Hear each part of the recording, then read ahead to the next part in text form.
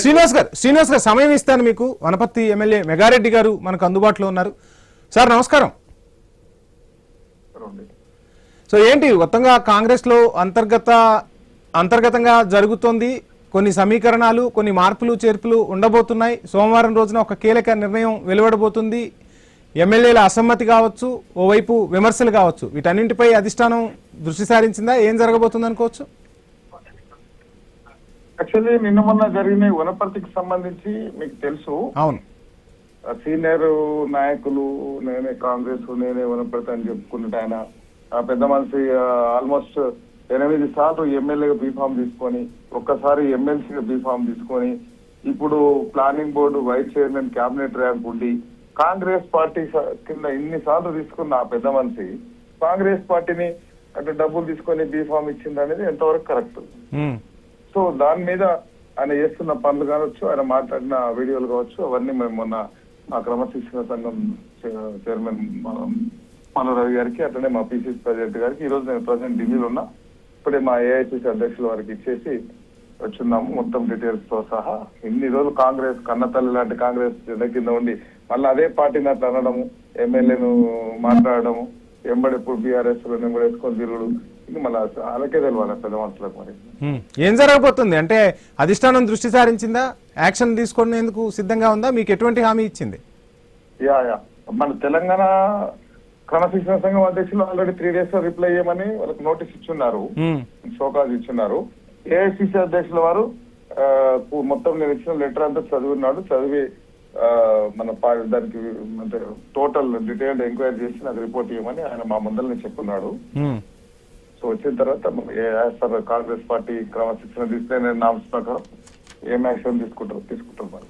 So Megha Reddy గారు అంటే ఒక రకంగా ఇక్కడ అచ్చ కాంగ్రెస్ పచ్చ కాంగ్రెస్ అనే వివాదం కూడా నడుస్తోంది. ఈ అంశానికి సంబంధించి అధిష్టానం ఆరాధీసిందా?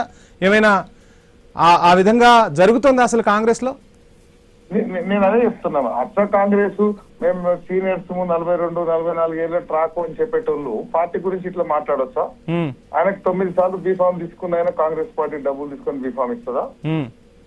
సో అది తప్పు. అంటే వాళ్ళు కాంగ్రెస్ పార్టీని ఇప్పుడు కొండా సురేఖ కూడా నాకు కాంగ్రెస్ పార్టీ అంటే గౌరవం ఉంది, కాంగ్రెస్ అధిష్టానం అంటే గౌరవం ఉంది, కానీ మధ్యలో వచ్చిన వాళ్ళ వల్లే సమస్యలు వస్తున్నాయి. అచ్చ కాంగ్రెస్ పచ్చ కాంగ్రెస్ తేడా వల్లే అసలు కాంగ్రెస్ ప్రతిష్ట మసకబారుతుందనే వీళ్ళందరూ చెప్తున్న మాట. లేదు అంతకుముందు అప్పుడున్న 9.5 సంవత్సరాలు అప్పుడున్న బీఆర్ఎస్ పార్టీ, సో ఆ బీఆర్ఎస్ పార్టీని ఎట్లాంటి పరిస్థితుల్లో తెలంగాణ రాష్ట్రం నుంచి విముక్తి చేయాలంటే ఈ కొత్త పాత లేకుండా గెలుపు గుర్రాలకు ప్రజలు ఎవరిని కోరుకుంటున్నారు, కాంగ్రెస్ పార్టీ ఎవరిని కోరుకుంటుంది, కార్యకర్తలు ఎవరిని కోరుకుంటున్నారు, లీడర్లు ఎవరిని కోరుకుంటున్నారు. సో అట్లా సర్వేల ప్రకారం చాలా మందిని జైన్ అయి ఉన్నాం ఎలక్షన్ బిఫోర్. సో చాలా మంది గెలుచున్నాం. సో ఒక్కసారి పార్టీలోకి వచ్చి గెలిచిన తర్వాత సో అది సీనియర్ కాంగ్రెస్ ను గౌరవించిన ఒక పార్టీ అయితే మరి ఇందులోకి వచ్చి గెలిచినాక మొత్తం ఒక కుటుంబం కదా, దాంట్లో అట్లా మాట్లాడద్దు కదా.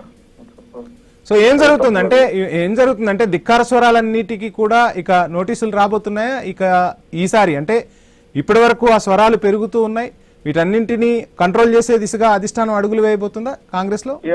అవును ఇప్పుడు ఇప్పటిదాకా నేను 22 మంది మామూలు 23 మంది ఎమ్మెల్యేలు మాట్లాడిన దానిలో నేను యాక్చువల్ లేను, ఢిల్లీ వచ్చి ఉండే.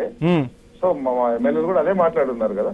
సో అందరిని గౌరవించాలి, పార్టీని గౌరవించాలి, మీరు మాట్లాడే మాటలు పార్టీకి డ్యామేజ్ అవుతుందనే మేము చెప్తున్నాము. సో పార్టీ కూడా రూలింగ్ పార్టీ ఉన్నాం మేము. సో పిసిసి కానీ ఏఐసిసి కానీ సీరియస్ యాక్షన్ తీసుకుంటారని ఎక్స్పెక్ట్ చేస్తున్నాం. సో అంటే పార్టీలోకి వెళ్ళిన తర్వాత ఇందాక ఇప్పుడు శ్రీనివాస్ గారు కూడా బీఆర్ఎస్ నుంచి మాట్లాడుతున్న శ్రీనివాస్ గారు కూడా ఒక రకంగా అధికారంలోకి రావడం కోసం రేవంత్ తన సాయశక్తులు ఒడ్డారు, పార్టీని అధికారంలోకి తీసుకొచ్చారు. అధికారంలోకి వచ్చిన తర్వాత ఎవరికి వాళ్ళు విమర్శలు చేస్తూ ఉన్నారు. ఇప్పటి వరకు ఓపికగా చూసారా సీఎం? ఇక నుంచి ఏంటి అనేది ఒక అధిష్టానం ముందు విన్నవించే ప్రయత్నం చేశారా? సీఎంతో ఈ అంశానికి సంబంధించి మీరేమైనా మాట్లాడారా ఇంతకుముందు అసమ్మతులకు సంబంధించి? లేదు, చాలా రోజులు వేరే స్టేట్ గురించి నేను మాట్లాడను, కానీ వనపర్తి విషయానికి వస్తే నేను చాలా సార్లు చెప్పి ఓపిక పట్టుకొని ఉండమని చెప్పారు. నేను కూడా ఓపికతో ఉన్నా. ఇప్పటివరకు 30 months లో నేను ఎక్కడ ఒక్కరోజు కూడా నేను మాట్లాడలేదు పార్టీ గురించి కానీ ఆయన గురించి కానీ. మొన్న అవుట్ ఆఫ్ వే పోయి ఆయన అంత పెద్ద మనిషి అని చెప్పుకున్నట్టు ఆయన పార్టీ విషయంలో రాంగ్ పిసిసిని కావచ్చు, ఏఐసిసిని కావచ్చు, నన్ను కావచ్చు, పార్టీ లైన్ దాటి నేను మాట్లాడిన అనిపిస్తేనే వనపర్తి కార్యకర్తలు అందరూ ఏకమై ఒక స్టేజ్కి రావాల్సి వచ్చి ఆయన మీద యాక్షన్, డిసిప్లినరీ యాక్షన్ తీసుకోమనేది మా డిమాండ్. సో మా సీఎం గారికి కానీ పిసిసి ప్రెసిడెంట్ కానీ మేము మధ్యలో చెప్తున్నాం, ఇట్లా ప్రోటోకాల్ విషయంలో కావచ్చు వేరే విషయంలో కానీ ఇబ్బంది అవుతుంది.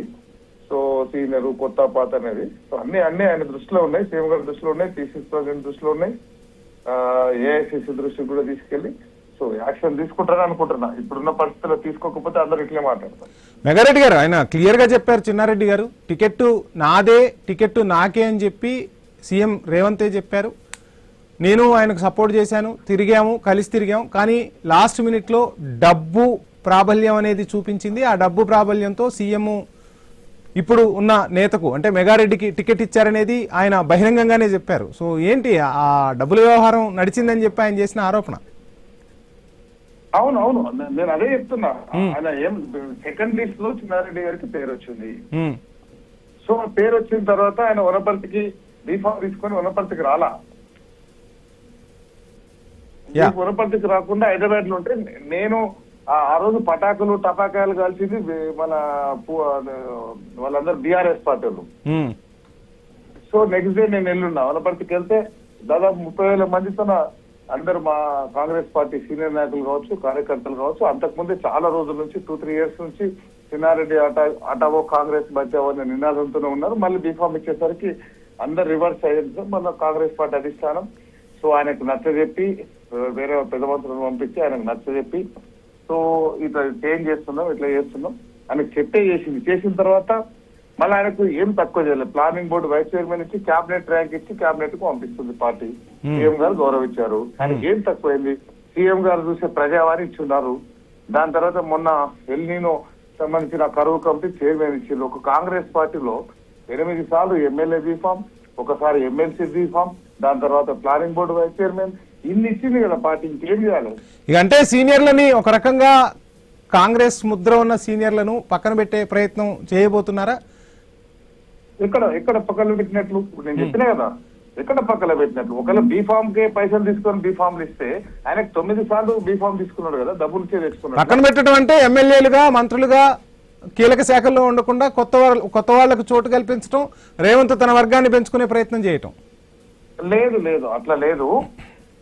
అట్లా వర్గము అట్లా ఏం లేదు. అన్ని వేదికల మీద చిన్నారెడ్డి గారి గురించి ఆయన కోసం నేను వనపర్తిలో ఎలక్షన్ పని చేసిన నేను కాలేజ్ డేస్ లో ఆయన ఎక్కడ గౌరవం తగ్గించలేదు. ఆయన తగ్గించలేదు, నేను తగ్గించలేదు.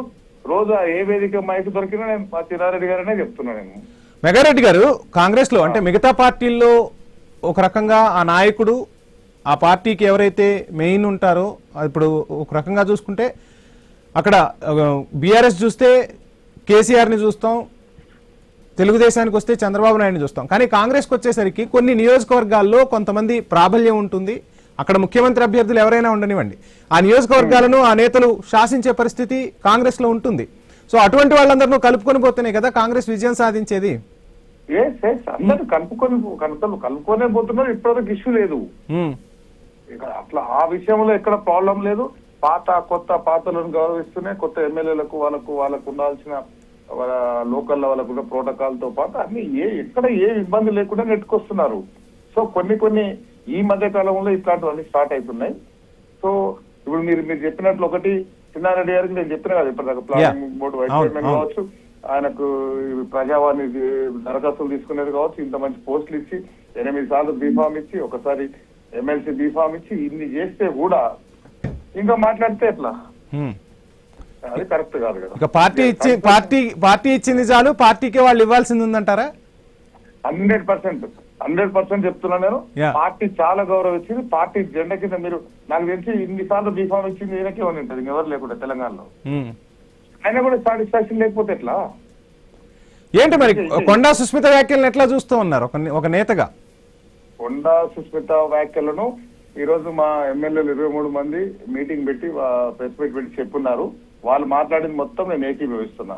కానీ ఈ 23 మంది ఎమ్మెల్యేలే మాట్లాడటాన్ని ఓ రకంగా బీఆర్ఎస్ కావచ్చు, తెలంగాణలో ఉన్న ప్రధాన రాజకీయ పార్టీలు కావచ్చు, వీళ్ళంతా కూడా ఈ 23 మందే రేవంత్ వర్గం, మరో వర్గం ఉత్తమ్ వైపు వెళ్లిపోయింది, అక్కడ అసలు బల పరీక్షను ఎదుర్కొంటోంది రేవంత్ అనే టాక్ కూడా ఈ రోజు తెలంగాణ పొలిటికల్ సర్కిల్స్ లో చక్కెర్లు కొడుతుంది. ఎలా చూస్తున్నారు? అట్లాంటిది ఏం లేదు. అంత ఒకటే వర్గం, కాంగ్రెస్ వర్గం, అట్లా ఏం లేదు. అందుబాటులో ఉన్న అవైలబుల్ ఉన్న రమ్మని చెప్పారు మార్నింగ్.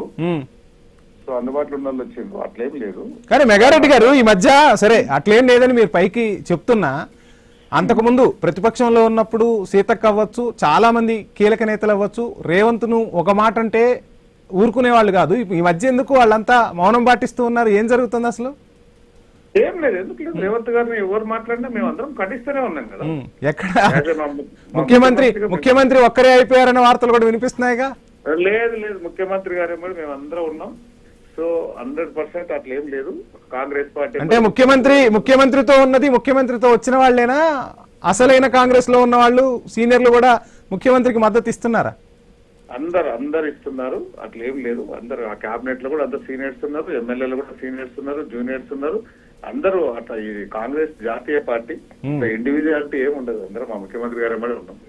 సో ఫైనల్ గా ఢిల్లీ నుంచి భరోసా వచ్చిందా మెగారెడ్డికి? మా జాతీయ అధ్యక్షులు, ఏఐసిసి అధ్యక్షుల వరకు మేము ఇచ్చినాం. ఆయన కూడా సానుకూలంగా స్పందించిండు.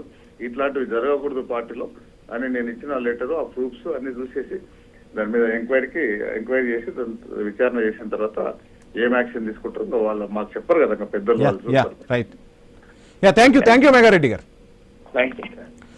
రైట్. మొత్తంగా ఢిల్లీలో కూడా తెలంగాణ కాంగ్రెస్ లో ఏం జరుగుతుంది? ఓవైపు ఫిర్యాదుల పర్వం నడుస్తుంది, ఆ ఫిర్యాదులను కూడా కాంగ్రెస్ అధిష్టానం పరిశీలిస్తుందని మెగారెడ్డి గారు మనకు చెప్తున్నమాట. ఏం జరగబోతుంది? Big Monday అవ్వబోతుందా?